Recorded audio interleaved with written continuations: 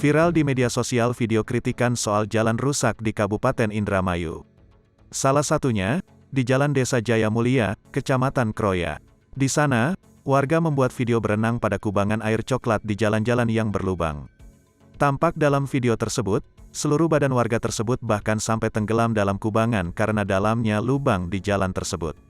Menurut salah seorang akademisi asal Kabupaten Indramayu, Hadi Santosa mengatakan, kritikan liar itu kemungkinan besar sengaja dibuat masyarakat karena sudah terlanjur resah dengan rusaknya jalan yang tidak kunjung diperbaiki.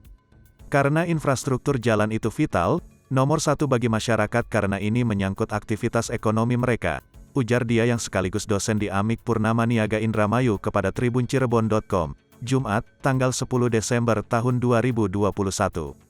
Menurut Hadi Santosa, bagaimanapun, kondisi jalan yang rusak memang seharusnya cepat dilakukan perbaikan.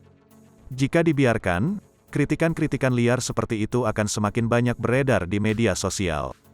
Masih dikatakan Hadi Santosa, kritikan tersebut juga bisa disebabkan karena ketidaktahuan masyarakat.